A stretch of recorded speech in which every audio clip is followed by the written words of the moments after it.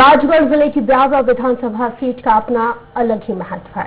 यहाँ के सियासी इतिहास पर अगर नजर डाली जाए तो स्थिति ये है कि इस सीट पर लगातार दूसरी मर्तबा किसी भी दल और उम्मीदवार के द्वारा लगातार 2 बार जीत दर्ज नहीं की जा सकी है।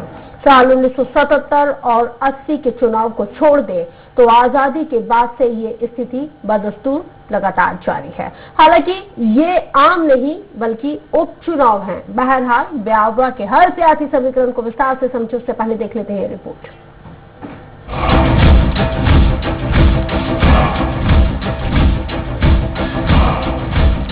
कांग्रेस विधायक गोवर्धन दांगी के निधन से रिक्त हुई ब्यावरा सीट पर उपचुनाव की जंग दिलचस्प होती नजर आ रही है।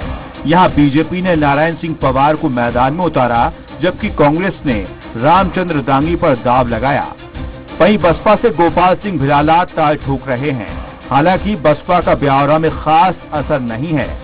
मतलब इस सीट पर मुख्य मुकाबला कांग्रेस और बीजेपी के बीच ही है। इस सीट का सियासी इतिहास काफी दिलचस्प है। दरअसल यहाँ एक नेता ने लगातार दूसरी बार जीत दर्ज नहीं की है। या तो पार्टियां अपना उम्मीदवार बदल देती हैं, और अगर पार्टियां अपना उम्मीदवार नहीं भी बदलें तो मतदाता अपना विधायक खुद बदल लेते हैं। ये क्रम 1952 के पहले आम चुनाव से आज तक देखने को मिल रहा है। सिर्फ डीएम जगताप ऐसे नेता हैं जो अलग अलग दलों से लगातार 2 बार 1977, 1980 में जीते थे। इस सीट पर पिछले 4 चुनाव देखें तो 2 बार बीजेपी और 2 बार कांग्रेस को जीत मिली। 2018 में हुए चुनाव में कांग्रेस के गोवर्धन सिंह ने करीबी मुकाबले में बीजेपी के नारायण सिंह पवार को करीब 800 वोटों से हराया था। ब्यावरा सीट पर अगर जातिगत समीकरणों की बात की जाए तो यहाँ दांगी और सोंधिया समाज का दबदबा माना जाता है। दांगी समाज का वोट बैंक 30 से 35 हजार के बीच है, तो सोंधिया समाज के मतदाता 25 से 30 हजार के बीच हैं। लिहाजा पार्टियां इन्हीं जातियों से आने वाले चेहरों पर दांव लगाती हैं। दांगी और सोंधिया बाहुल इलाके में ब्राह्मण, लोधी, गुर्जर, मीणा और यादव मतदाता भी निर्णायक साबित होते हैं। नजर मुद्दों पर डाली जाए तो ब्यावरा में इनकी कमी नहीं है। यहाँ पानी और रोजगार सबसे बड़ी समस्या है। शहर और ग्रामीण अंचल में पर्याप्त पानी नहीं होने से लोगों को हर दिन परेशानियों का सामना करना पड़ता है। वहीं स्वास्थ्य और शिक्षा के क्षेत्र में भी ब्यावरा की स्थिति ठीक नहीं है। किसानों के सामने कई तरह की समस्याएं हैं जिनका समाधान नहीं हो रहा है। अब ऐसे में ब्यावरा में किसकी जीत का बिगुल बजता है, रोमांच इसे लेकर है। Bureau report, Swaraj express. Biaora में किसकी जीत का बिगुल बजेगा, चलिए इसी बेहद ही खास मुद्दे पर चर्चा करने के लिए हमारे साथ बेहद ही खास पैनल स्टूडियो में इस वक्त जुड़ गया है भारतीय जनता पार्टी के प्रवक्ता सुमित ओझा जी जुड़ गए हैं। ओझा जी, आपका बहुत स्वागत है सत्ता के संग्राम में। और कांग्रेस प्रवक्ता मिथुन अहिरवार जी जुड़ गए हैं। मिथुन जी, बहुत स्वागत है। मिथुन जी, यहाँ पे कांग्रेस के विधायक के निधन के चलते ये सीट रिक्त हुई थी और इस मर्तबा रामचंद्र दांगी पर कांग्रेस ने अपना भरोसा जताया। क्या लग रहा है, ये भरोसा बरकरार रहेगा? देखिए, भरोसा बरकरार रहेगा और भविष्य में ये बढ़ेगा भी। भरोसा तोड़ने वाले लोगों को जनता समझ चुकी है और इस आधार पर आने वाले चुनाव में अपना किस तरफ है आपका? जिन्होंने भरोसा तोड़ा, जिन्होंने गद्दारी की, जिन्होंने जनमत हटा करके धनमत की सरकार इस प्रदेश में स्थापित करी और पिछले 7 महीने में ऐसा कोई काम ब्यावरा के लिए नहीं किया जिसके आधार पर ये कहा जा सके कि ये लोग दोबारा ब्यावरा में आज जाकर के वहां के मतदाताओं को फेस करने की स्थिति में है। ब्यावरा की कई सारी मूलभूत समस्याएं हैं, सड़क का इंफ्रास्ट्रक्चर है, वहां स्कूलों को लेकर के कुछ समस्याएं हैं। और मैं अभी भारतीय जनता पार्टी का जो उनका मैनिफेस्टो, उनका संकल्प पत्र है वो देख रहा था। मतलब पहली बात तो ये कि क्योंकि शिवराज जी घोषणावीर घोषित हो चुके हैं, इसलिए घोषणा शब्द ही मध्य प्रदेश में उसके लिए कुख्यात हो चुके हैं, उस पर कोई भरोसा नहीं करता। तो घोषणा पत्र हटा करके ये संकल्प पत्र लाए हैं। उसमें इन्होंने एक लाइन लिखी है कि पिछले 3 साल में विद्यालयों का उन्नयन हुआ है। अब पिछले 3 साल में विद्यालयों का उन्नयन हुआ, ये संकल्प पत्र की लाइन कैसे हो सकती है, मैं नहीं समझ पा रहा हूँ। उन्होंने कई सारे ऐसी बातें कही हैं कि संकल्प पत्र में मुझे उम्मीद थी कि ये बताएंगे कि हम अगले 3 साल वहां जो विधायक मिलेगा वे क्या करने वाले हैं, लेकिन इनका आप संकल्प पत्र देखिए। इन्होंने लिखा है बीमा राशि निराकरण 2018 के 131 गांव से उठा ली। तो बीमा राशि निराकरण 2018 से अब तक मतलब आपकी 7 महीने की सरकार में आप जो काम नहीं करवा पाए उसको आप 2021 में करने की इच्छा रखते हैं।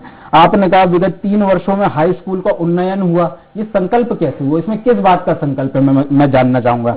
ब्यावरा में अतिरिक्त कन्या हायर सेकेंडरी स्कूल ये हो चुका है या होगा, भारतीय जनता पार्टी के साथ ही जरूर बताएं। तो ऐसी कई सारी चीजें इनके संकल्प पत्र में एक अगंभीरता नजर आती है कि 2 पेज का इनका संकल्प पत्र, उसमें आधा पेज तो इन्होंने फोटो लगा दिया और इनके प्रदेश की 15 साल की उपलब्धियां बता दी। वो उपलब्धियां जो प्रादेशिक स्तर की हैं, उन उपलब्धियों को लेकर के जनता निर्णय भी दे चुकी है।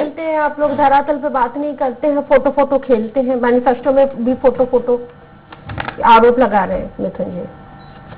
रश्मि जी, भारतीय जनता पार्टी की सरकार ने पूरे मध्य प्रदेश का समावेशी और एक दृष्टिकोण के तहत विकसित मध्य प्रदेश बनाने की संकल्पना के साथ काम किया है और उसके तहत हमने संपूर्ण 230 विधानसभा क्षेत्रों में पिछले 3 वर्षों में कुछ विद्यालयों के उन्नयन की जो योजना बनाई थी। पूरे मध्य प्रदेश में हर विधानसभा क्षेत्र में 3-3 स्कूलों के उन्नयन हमने किए थे, हाई सेकेंडरी और उत्कृष्ट विद्यालयों के रूप में उनको, हाई स्कूल से तो हाई सेकेंडरी किया, हाई सेकेंडरी से तो उनको उत्कृष्ट में हमने उन्नयन किया।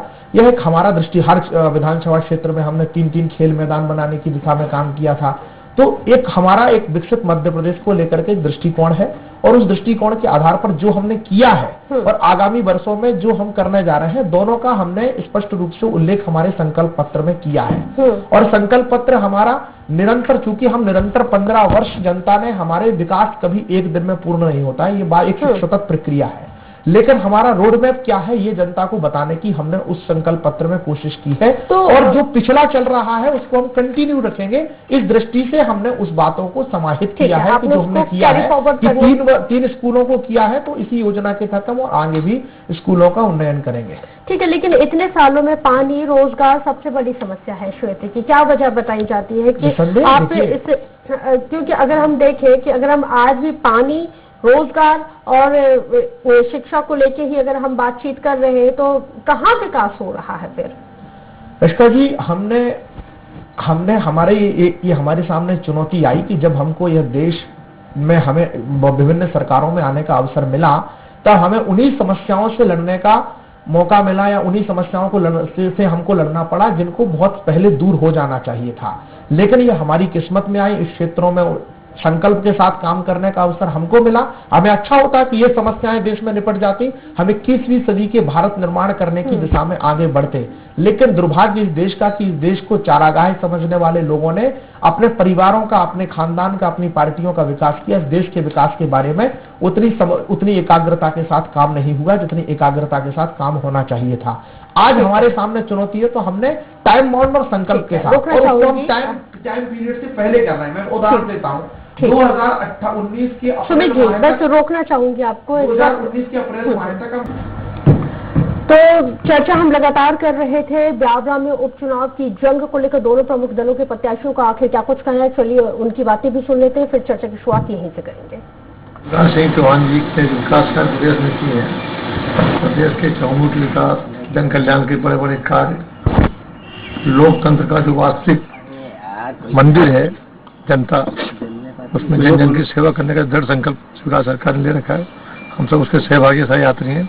उन्हीं मुद्दों को लेकर हम चुनाव मैदान में हैं और जनता का आशीर्वाद मिल रहा है। जनता की लड़ाई लड़ेंगे। जनता के काम जो है लोगों को घर जमा करें और लोगों की समस्या है वो लोगों को पेयजल की व्यवस्था हो, सड़कें बने, बिजली मिले, बिजली सस्ती मिले, सिंचाई सुविधा हो, ब्यावरा से यातायात हो, स्वास्थ्य सुविधा हो, शिक्षा सुविधा हो, बहुत सारे मुद्दे हैं। पार्टी पार्टी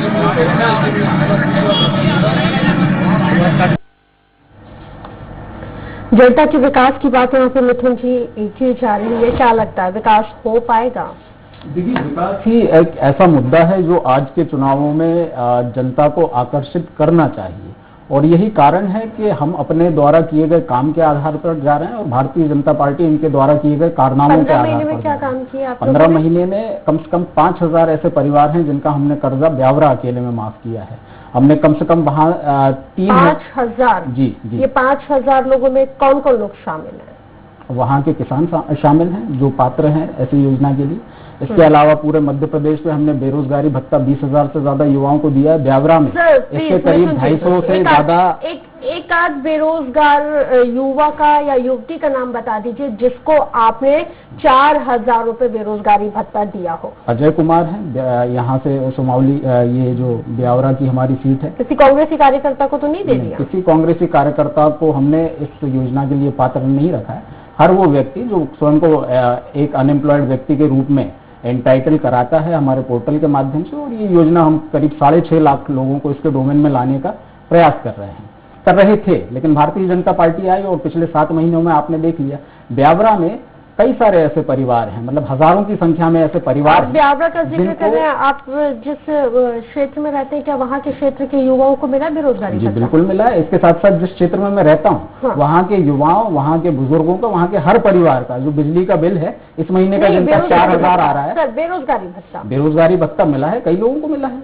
20,000 लोगों की लिस्ट है। आपको मैं सरकारी तौर पर जानकारी दे रहा हूँ। कल को इनके जो नेता हैं, कल के इनको जो नेता हैं वो विधानसभा के पटल पर भी स्वीकार कर लेंगे के नाम बता रहे हैं सुमित जी, और आप लोग कहते हैं कि झुंझुना पकड़ा दी। क्यों सोचते हैं इतना? ये 20 बच्चों के 20,000 कह दिए, 19,980 लोग छोड़ दीजिए, हमने माफ कर दिया। आप तो सिर्फ 20 बच्चों के आज नहीं, कल शाम को 2 घंटे बाद जब कहें इस डिबेट को स्थगित करके 2 घंटे बाद के लिए कर लेते हैं। 20 लोगों के बैंक खाते सहित डिटेल, किस दिन उनकी राशि पहुंची है, और या फिर उन लोगों के खाते सहित खाता दिखाते हुए उनके वीडियोस कांग्रेस जारी कर दे, हम वैसे ही स्वीकार कर लेंगे और फिर नहीं कहेंगे। हम तो पर डे फर्स्ट से हम कह रहे हैं कि 20 युवाओं के, और सुन लीजिए 20 पुलिस वाले, इन्होंने जिन घोषणाओं पर हमें नहीं कह रहे हैं कि इनकी जितना घोषणा पत्र था, जिनका वचन पत्र था, पूरा कर दीजिए। हम तो सिर्फ उस पर बात करेंगे जिसके बारे में इन्होंने ये उद्घोषित कर दिया कि हमने ये पूरा कर दिया है। पुलिस वालों की छुट्टी को लेकर के रोस्टर जारी करने का दावा कांग्रेस ने किया है। मैं उन 20 पुलिस वालों के नाम चाहता हूं जिन्हें उस रोस्टर में अवकाश मिला है साप्ताहिक। उन 20 बेटियों के नाम चाहता हूं, उन 20 संविदा कर्मियों के नाम चाहता हूं जिन लोगों को संविदा कर्मियों को इन्होंने अखबार में दिया था, मेरे पास कटेंगे कि निष्कासितों को बहाली करने के आदेश दिए। उन 20 लोगों के नाम बता दें कि इन्हें किस तारीख में इनकी वापस बहाली विभाग में हो गई, मैं इनको स्वीकार कर लूंगा कि इन्होंने कुछ किया है। मैं चुनौती देता हूँ पूरी जिम्मेदारी के साथ। इनसे उन 20 लोगों के नाम भी पूछ लेते हैं, और आप मुझे वो 2 लोगों के भी नाम बता दें। अजय कुमार ने नाम लिया है, उसका जरूर खाता नंबर बताएं कौन है अजय कुमार। और साथ में मैं ये भी चाहूंगी सुमित जी कि 2 लोगों के नाम भी बता दीजिएगा जिनको 15 लाख रुपए मिल गए हैं। बताइए। हमने कभी नहीं कहा। अरे आप क्या बात कर रहे हैं? हमने कभी नहीं कहा। हमारे घोषणा पत्र 2014 का पढ़ लीजिए। और रश्का गौरी जी, मैं आपको पूरी जिम्मेदारी के साथ कह रहा हूं, हमारे घोषणा पत्र अभी भी हमारे पास है। नीचे 2014 का भी पास है और 2019 का भी पास है। किसी में भी एक देश के साथ जो हमने वचन पत्र दिया, किसी में एक जगह 15 लाख रुपया देंगे, मैं गारंटी ले रहा हूं, मैं आज ही अपने पास से आपको 15 लाख रुपए कम से कम आपके हिस्से के तो देके जाऊंगा। और मैं स्टूडियो से नहीं जाऊंगा, आप हमारे घोषणा पत्र में लिखा दिखाइए। कांग्रेस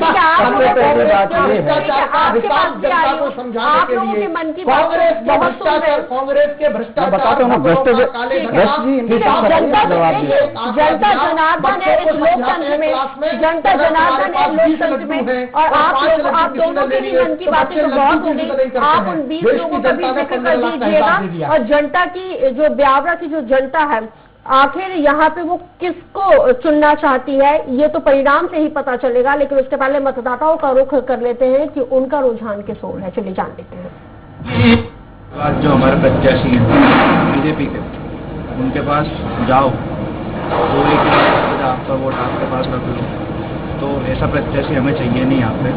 वहीं अगर रामचंद्र जी की बात करें हम यहाँ पे, तो पिछले 35 वर्षों से अपनी सेवा दे रहे हैं। कभी 2 बार चुनाव हार गए, 2 बार उनको टिकट नहीं मिला, फिर भी वो जनता के बीच में रहकर उनने सेवा दी है। तो हमारा भी यही है कि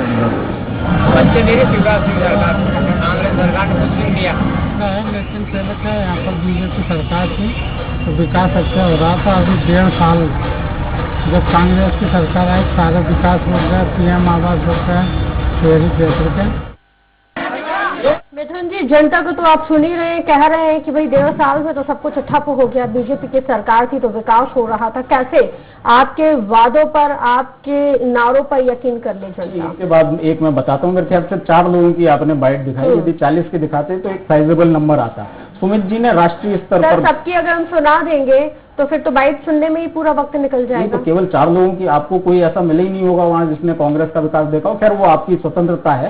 मेरा निवेदन ये है, प्रश्न चिन्ह खड़ा कर रहे हैं। प्रश्न चिन्ह नहीं कह रहा हूँ, मैं कह रहा हूँ साइजेबल नंबर नहीं है। 4 लोगों की यदि बाइट दिखाती है, अपने कारण हो सकते हैं। अब सुमित जी, अब बात सुनिए आप।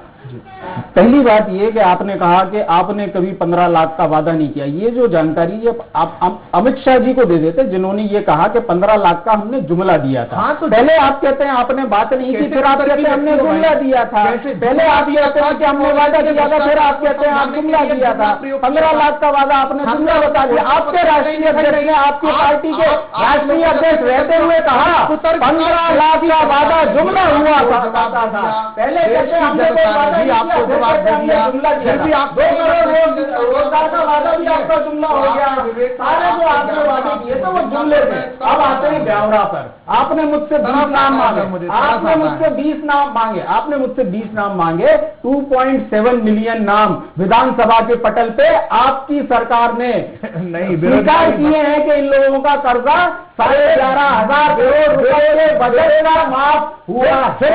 यही आप लोगों ने आज बेरोजगारी भत्ता कार्रवाई कर बेरोजगारी भत्ता जिस दिन हम लगाएंगे, जिस दिन हम लगाएंगे फिर बेरोजगारी भत्ते पर आ जाओगे। लेकिन आपके जो जननायक आए थे, उन्होंने कहा था कि कथित तौर पर हमारे वादे पूरे नहीं अगर हुए थे, अगर हमारे वादे पूरे नहीं हुए थे तो उन वादों को पूरा करवाने ज्योतिरादित्य सिंधिया आपकी पार्टी में आगे बताइए कितने लोगों को बेरोजगारी भत्ता 7 महीने में आपने दिया?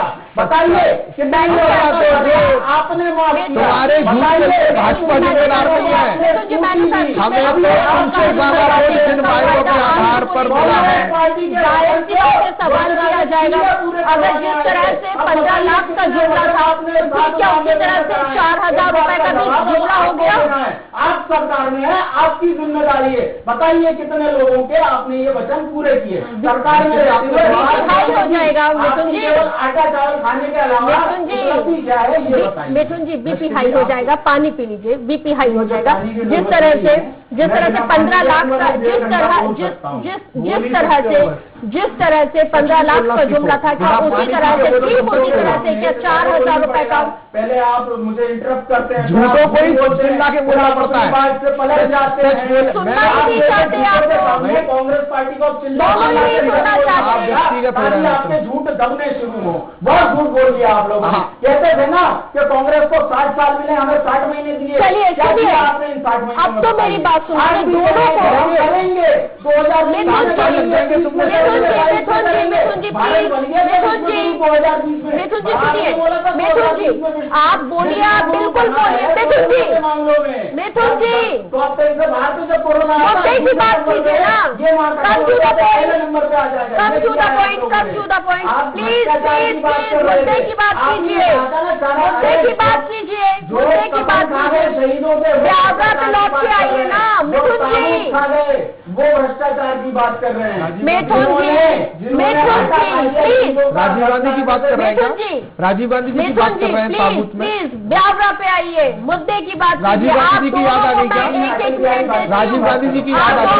मैं एक मिनट देती हूँ, की बात करने का स्तर नहीं है तुम्हारा। आपके मंत्री दिलीप रे को सजा हुई है ना 3 साल की। राजीव जी की याद आ गई? सुमित जी आपको मैं 1 मिनट देती हूँ, 1 मिनट में आप अपनी बात पूरी कीजिए। सुमित जी 1 मिनट आप अपनी बात पूरी कीजिए। देखिए, पूरी बात तो कांग्रेस के प्रवक्ता मित्र ने कर दी है। हमने उनसे सवाल कुछ पूछा था। मिथुन जी बोल रहा हूँ तो मिथुन जी बोलिए, नहीं तो मैं भी इसी तरीके से बात करूंगा। आदर से बात करिए। मैंने कहा कांग्रेस मिथुन क्या होता है? मैंने मिथुन बोला ही नहीं। मैंने कांग्रेस के बात से भी आप पलट गए। आप एक बार रिप्ले कराइए, इनको हो क्या गया? मैंने कांग्रेस के प्रवक्ता मित्र बोला है, मैंने कांग्रेस के मिथुन जी, मैं तो बोल रही हूँ ना, मिथुन जी, मैंने नाम ही नहीं लिया ना, प्लीज, मैंने नाम ही नहीं लिया। इतना झूठ बोलेंगे तो जनता बहुत मैं फिर से भैया रिप्ले करा दीजिए, मैं स्टूडियो से बोलूंगा, एक बार रिप्ले करा दीजिए मैंने इनके बारे में क्या कहा।